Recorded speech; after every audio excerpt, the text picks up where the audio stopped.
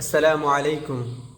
আল্লাহ পাক রব্বুল আলামিন আমাদেরকে যে দুনিয়ার মধ্যে রেখেছেন, এত এত নিয়ামত ভোগ করার জন্য দিয়েছেন। কি চান আল্লাহ পাক রব্বুল আলামিন আমাদের থেকে?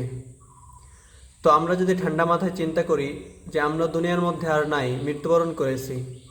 তো মৃত্যুবরণ করার পর আমাদের পরিবারের কোনো কিছু থেমে থাকতেছে কিনা, আমাদের আত্মীয় স্বজনের কোনো কাজ থেমে থাকতেছে কিনা, বা আত্মীয় স্বজন থেমে থাকতেছে কিনা, আমার শিক্ষা ব্যবস্থা থেমে থাকতেছে কিনা, আমি যেই কাজটা করতাম সেই কাজ কি আমার জন্য থেমে আছে কিনা, যে আমি মৃত্যুবরণ করেছি আমার জন্য আমার এই কাজটা থেমে আছে, আমার সমাজ আমার জন্য থেমে আছে কিনা, আমার পৃথিবী আমার জন্য থেমে আছে কিনা।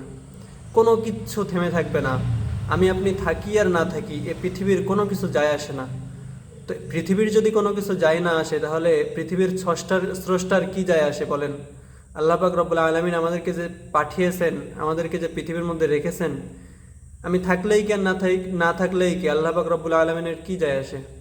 হ্যাঁ, তবে আল্লাহ পাক রব্বুল আলমিন আমাদেরকে রেখেছেন দুনিয়ার মধ্যে যেন আমরা তার দ্বীনের জন্য কিছু করতে পারি, ইসলামের জন্য কিছু করতে পারি, ভালো মানুষ হতে পারি, ভালো একজন মুসলিম হতে পারি, পাক্কা ইমানদার হয়ে দুনিয়া থেকে বিদায় নিতে পারি।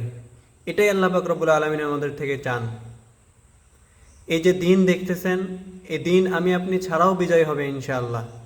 আল্লাহর সাহায্যে এই দিন এ পর্যন্ত এসেছে এবং কিয়ামত পর্যন্ত এ দিন থাকবে। এই মুসলমানদের যে অধঃপতন দেখতেছেন বর্তমান, এ অধঃপতন থাকবে না।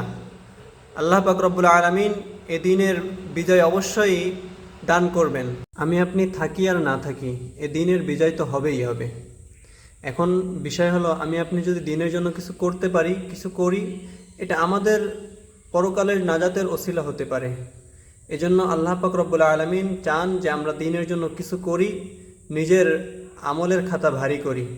এটাই আল্লাহ পাক রব্বুল আলামিন চান। আমি ছাড়াও এ দিন বিজয় হবে, আল্লাহ বিজয় দিবেন।